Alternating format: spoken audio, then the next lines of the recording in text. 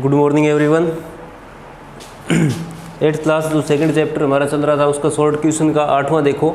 मृदा निम्नीकरण के कारक कौन से हैं? पहला इसमें वनो उन्मूलन, इसका अर्थ होता है वृक्षों को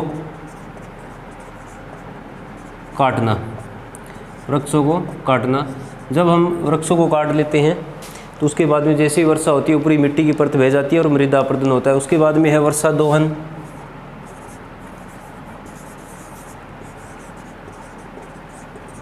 वर्षा दोहन, अत्यधिक वर्षा से मिट्टी की ऊपरी परत का बह जाना है वर्षा दोहन कहलाता है। अतिचारण,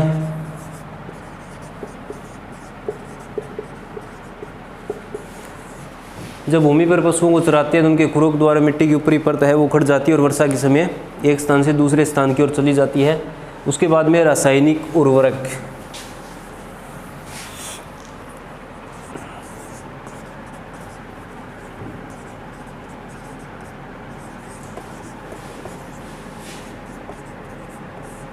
रासायनिक उर्वरक खेतों में जब नाइट्रोजन, फास्फोरस, पोटास आदि डालते हैं तो कुछ एक उसके तत्व मिलकर मिट्टी के अंदर चले जाते हैं, कुछ है वर्षा का जल जब वाष्पीकृत होकर तो वायुमंडल में चला जाता है जिसके कारण मिट्टी का अपरदन होता है। और मिट्टी निम्नीकरण का अर्थ होता है मिट्टी का अपरदन होना, मिट्टी का बंजर बन जाना। और उसके बाद में छठा है बाढ़।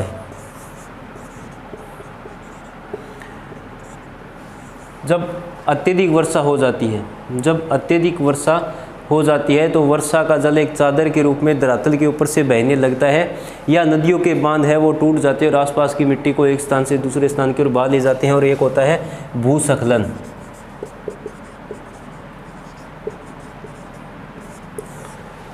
पहाड़ों का ऊपर से टूटकर नीचे की ओर गिरना है भूस्खलन कहलाता है। और ये मुख्य रूप से पर्वतीय क्षेत्रों में होता है, जैसे जम्मू कश्मीर है, हिमाचल प्रदेश, उत्तराखंड, अरुणाचल प्रदेश, सिक्किम, इन राज्यों में भूस्खलन सबसे अधिक होता है। बहुत बार तो लोगों की जान भी इसमें चली जाती है या जान माल की बहुत अधिक हानि होती है। उसके बाद में आपका 9वां क्वेश्चन है अलवण जल। अलवण जल के, तरल जल के दो रूप है, एक तो अलवण होता है और एक होता है लवणीय। लवणीय जल, अलवण जल है वो मीठा होता है, यानी कि उसमें नमक की मात्रा नहीं होती, पीने के या उपयोग के लायक होता है। और लवणीय जल है ये खारा होता है। मुख्य रूप से ये जल है समुद्रों में पाया जाता है जो उपयोग के लायक नहीं होता। और अलवणीय जल को विशेष रूप से ध्यान में रखते हुए भूपृष्ठ पर जल के वितरण। अब भूपृष्ठ की बात करें तो पृथ्वी के कुल क्षेत्रफल के 71% भाग पर जल है और 29% भाग पर स्थल है, जल और स्थल। अब इस 71 को ही अगर हम 100% मान लेते हैं, 100% मान लेते हैं, उसमें से लगभग 97.5 पर लवणीय जल है। 97.5% भाग पर लवणीय जल है, यानी कि और ये मुख्य रूप से है समुद्रों में। मुख्य रूप से ये जल कहाँ पर है? समुद्र या महासागर, सागर, हम जो भी उसको बोलना चाहिए, जहाँ पर कि खारा जल पाया जाता है। कुल जल का 100% अगर कुल जल को मान लेते हैं 71% को, 97.5% मीठा जल है वो है सिर्फ 2.5%। और इस 2.5% में से भी अधिकतर जल है वो ध्रुवीय क्षेत्रों में जो कि मनुष्य के उपयोग के लायक है नहीं है। तो अलवण जल है उसका विशेष रूप से हमें ध्यान रखना होगा अगर उसका उचित उपयोग करना है। तो भूपृष्ठ का 3/4 भाग जल से ढका हुआ है, 71% भाग है वो जल से ढका हुआ है। इसका 97% भाग है वो महासागरों में, राउंड फिगर में 97 दे दिया, लेकिन 97.5% है वो महासागरों में पाया जाता है। महासागरों का जल है वो लवणीय और मानव या मानवीय उपयोग के लायक नहीं है, उसको शुद्ध करके उपयोग कर सकते हैं, लेकिन हर देश के पास या प्रत्येक देश के पास इस प्रकार की अभी तक प्रौद्योगिकी या टेक्निक नहीं है। लगभग 70% भाग है बर्फ़ की चादर, जो पर्वतीय क्षेत्रों में बर्फ़ की चादर बिछी होती है, जो सर्दियों में बर्फ़ गिरती है।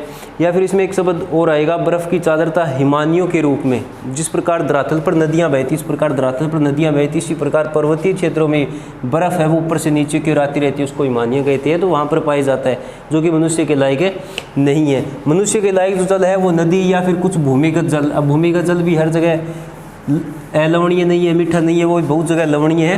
तो इसलिए जो अलवणीय जल है उसका उचित उपयोग करना ज़रूरी है।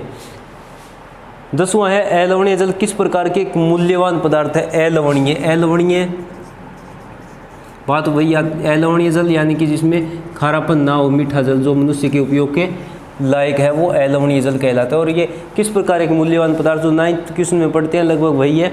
ये भूमि पर बहुत ही कम मात्रा में उपलब्ध है जो कि मनुष्य के उपयोग के लायक है। इसकी मात्रा को घटाया बढ़ाया नहीं जा सकता है। बढ़ती हुई जनसंख्या लगातार जल की उपलब्धता की आवश्यकता होती है, तो अधिकतर जल का प्रयोग कर लेने के बाद में लगातार इस जल का भी निम्नीकरण हो रहा है, जल का भी नुकसान हो रहा है। जो मीठा जल है या अलवणीय जल है उसकी भी गुणवत्ता में नष्ट हो रहा है। अब इसने कुछ मनुष्य कई प्रकार के उपयोगी है, पीने के काम आता है या घरेलू उपयोग के लिए काम आता है, सिंचाई के काम आता है। जो अलवणीय जल है वो घरेलू उपयोग, पीने के लायक, जीव जंतुओं के लिए, सिंचाई के लिए काम में आता है। उसके बाद में है बांध।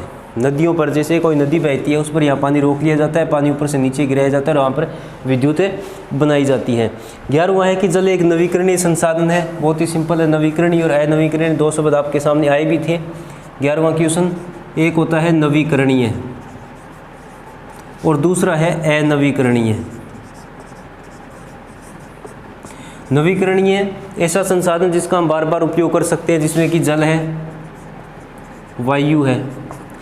अनवीकरणीय वो होते हैं जिनका हम बार बार उपयोग नहीं कर सकते, जैसे कि कोयला, गैस आदि। तो जल एक नवीकरणीय संसाधन है और इसका लगातार उपयोग किया जा सकता है, लेकिन अगर उचित उपयोग करते हैं तभी ये उपयोग के लायक रहेगा, अन्यथा कुछ क्षेत्रों में इसका भी जल स्तर है वो लगातार नीचे जा रहा है। उसके बाद में आपका है कि अगला पॉइंट और दे रखा है इसने, संसार के कुछ जल अभाव के क्षेत्र, ये 11वीं में भी है। जलाभाव, जलाभाव का अर्थ होता है जल की कमी, इसकी अर्थ होता है जल की कमी। विश्व में बहुत से क्षेत्र ऐसे हैं जहाँ पर जल की कमी पाई जाती है, जैसे उत्तर पश्चिमी राजस्थान या उत्तर पश्चिमी गुजरात, दक्षिण हरियाणा, दक्षिणी पंजाब, ये कुछ क्षेत्र ऐसे हैं जहाँ पर जल की कमी पाई जाती है। इसके अलावा अफ्रीका महाद्वीप, एक है अफ्रीका महाद्वीप, पूरा का पूरा अफ्रीका महाद्वीप है वो शुष्क महाद्वीप कहलाता है, क्योंकि वहाँ पर वर्षा है बहुत ही कम होती है। तो संसार के जलाभाव के कुछ क्षेत्र हैं, जिसमें पहला इसने दे रखा है कि अफ्रीका के अधिकतर भाग, लगभग पूरा अफ्रीका ही, लगभग कुछ एक तटीय क्षेत्रों को छोड़कर वहाँ पर जल का अभाव है। इसके अलावा है उत्तर पश्चिमी तथा दक्षिण एशिया, उत्तर पश्चिमी आता है सऊदी अरब, ईरान, इराक, कुवैत, जॉर्डन, अगर नाम आपने सुना हो इनका, तो इन देशों में जल का अभाव रहता है। भारत की बात करें तो राजस्थान, गुजरात, दक्षिण हरियाणा और दक्षिणी पंजाब में जल का अभाव रहता है। कुछ एक क्षेत्र है जहाँ पर जल का अभाव है। 12वां क्वेश्चन आपका है वन्य जीवन। क्वेश्चन नंबर 12 है वन्य जीवन या वन्य जीव। सीधी सी बात है, वन्य का मतलब यहाँ पर अर्थ होता है वन, वन में रहने वाले जीव जंतु।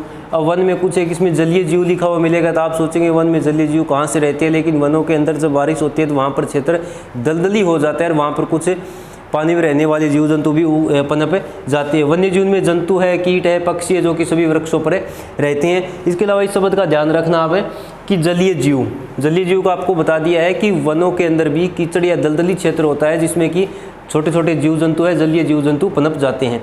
अब पहला इसमें है कि हमें इनसे दूध, मांस, खाल, ऊन आदि की प्राप्ति होती है जो कि मनुष्य की आजीविका के लिए लायक है। हमें पॉइंट में बनाकर लिखना है, पहला पॉइंट बना दिया, दूसरा बना दिया, जैसे कि इनसे हमें दूध, मांस, ऊन, खाल आदि की प्राप्ति होती है। दूसरा है जीव जंतु जो है वो पर्यावरण को शुद्ध रखने में बहुत ही महत्वपूर्ण भूमिका निभाते हैं। चिड़िया अपने भोजन के लिए कीटों पर निर्भर है, तो इसका अर्थ है कि वो जीव जंतु आदि कीटों को खा जाती है तो पर्यावरण की शुद्धता बनी रहती है। तीसरा है गिद्ध जैसे कुछ जीव जंतु है वो मृत जीव जंतुओं को खा जाते हैं जिससे कि पर्यावरण शुद्ध रहता है। अगर गिद्ध है मृत जीव जंतुओं को नहीं खाते हैं तो यहाँ पर अनेक प्रकार की बीमारियाँ फैल सकती है। तो आपको इसको पॉइंटों में लिखना है। Thank you.